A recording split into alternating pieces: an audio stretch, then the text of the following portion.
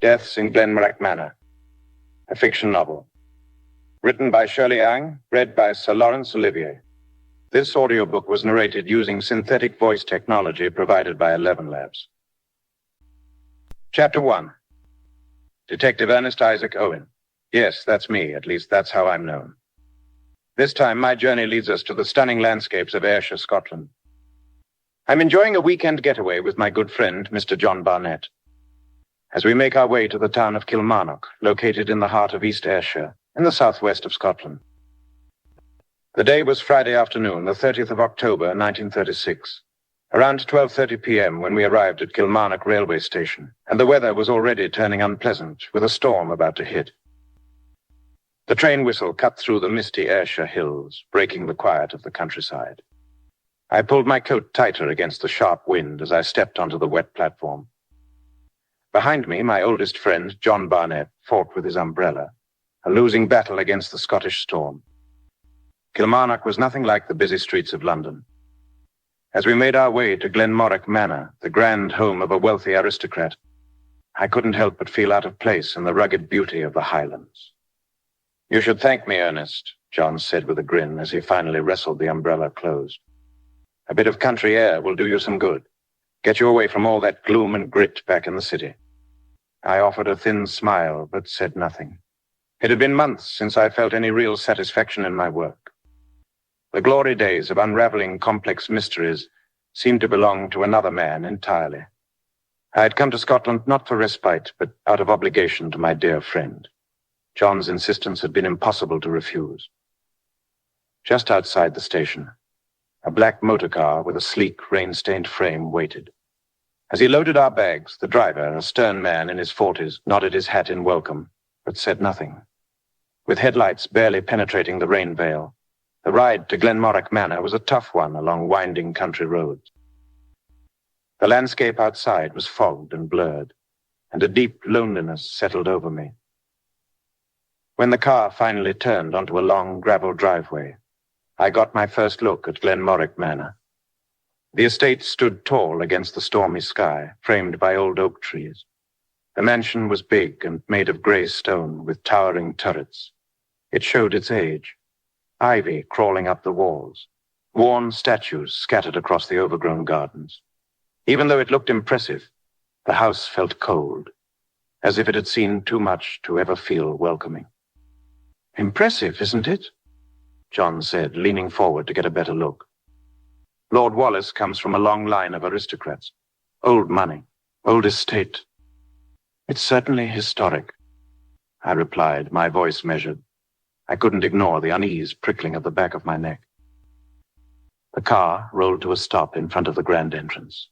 2 stone lions stood on either side of the heavy oak doors, their worn faces seeming to stare through the rain. Just as I reached for my bags, the doors creaked open, and a tall, middle-aged man in a sharp black suit appeared. "Good afternoon, gentlemen," the man said, his voice smooth and practiced. "I am Mr. Morrison, the butler of Glenmorach Manor. Lord Wallace is expecting you." Morrison stepped aside, letting us in. The foyer was just as cold and formal as the outside of the mansion. The marble floors shone under the light of a chandelier, and portraits of ancestors lined the walls, their painted eyes seeming to watch us. A grand staircase stretched up ahead, its carved banisters showing the family's long history and wealth. "Lord Wallace will join you shortly," Morrison said, gesturing toward the living room. "Please, make yourselves comfortable." The living room was large, with bookshelves lining the walls and a fire flickering in the hearth, though it didn't do much to warm the space. I glanced around. An unused grand piano sat in one corner, and hunting trophies were mounted on the walls. Everything seemed to have been carefully arranged, as if meant to make an impression. "Quite the place, isn't it?" John said, helping himself to a drink from the decanter on the sideboard. Before I could say anything, steady footsteps echoed down the hall. A man sitting in a wheelchair entered the living room with the help of a young lady who seemed like the caregiver. Their presence instantly drew attention. Lord Vincent Maurice Wallace, Viscount of Ayrshire, was tall, his silver-streaked hair neatly combed, his sharp eyes scanning the room with quiet authority. At 55 years old, he was permanently confined to a wheelchair due to a horseback riding accident 3 years ago. Despite his disability, there was an air of quiet authority about him. His suit was finely tailored, and though he moved with the assistance of his caregiver, there was nothing diminished in his presence. Behind him stood Rosie Taylor, a 26-year-old English-born caregiver with sharp features, an air of intelligence, and a mysterious smile that never quite left her lips. She guided the wheelchair gracefully into the room. "Mr. Barnett? Mr. Owen."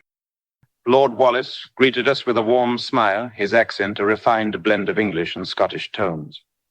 "Welcome to Glenmorach Manor. I trust your journey wasn't too unpleasant."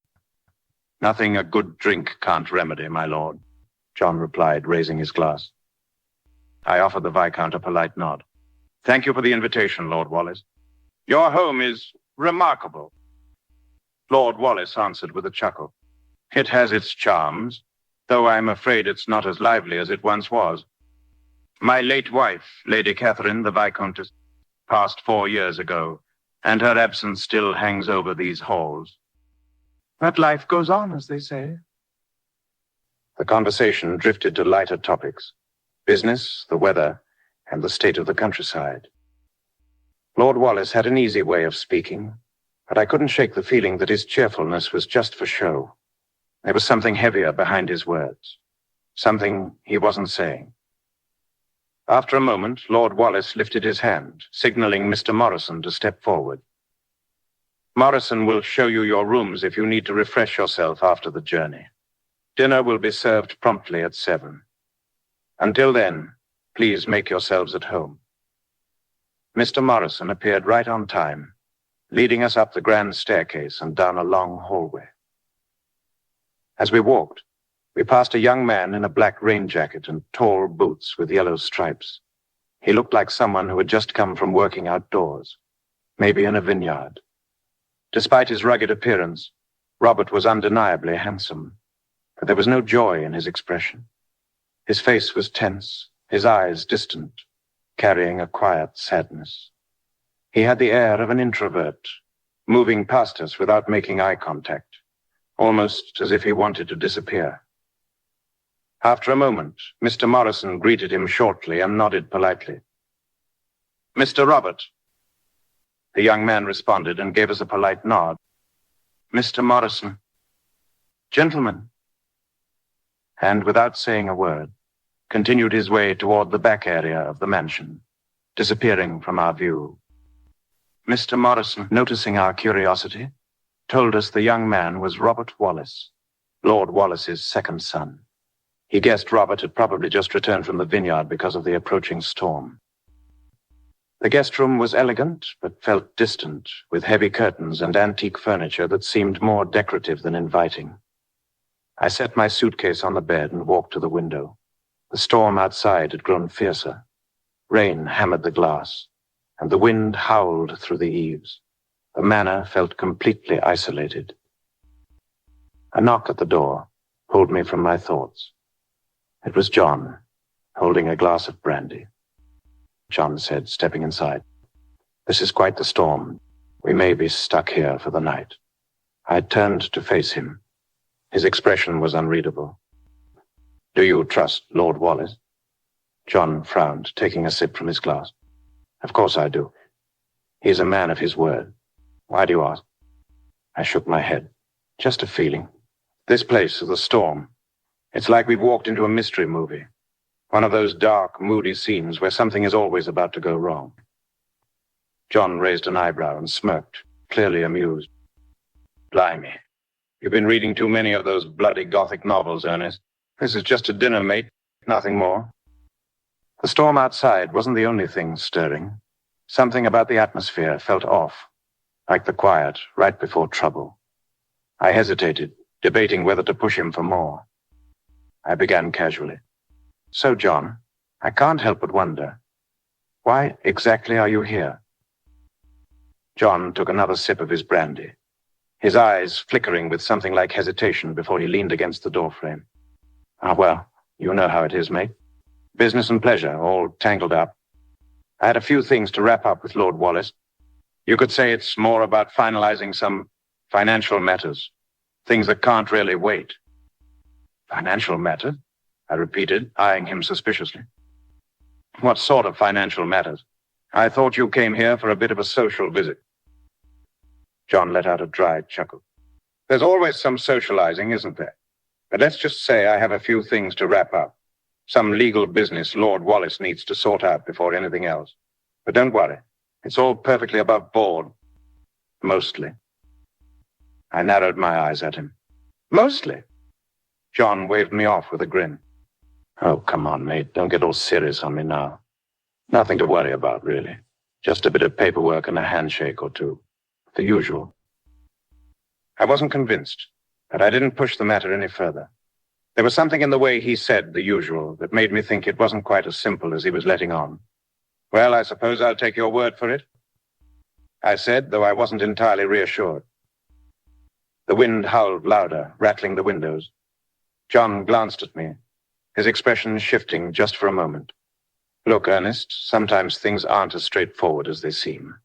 But trust me, everything's fine. We'll get through this night just fine, all right? I wasn't sure I believed him, but I let it go. No matter how much John tried to brush things off with his usual charm, I couldn't shake the feeling that there was more to his visit than he was admitting. As the clock struck 7, the night took on a new, unsettling weight.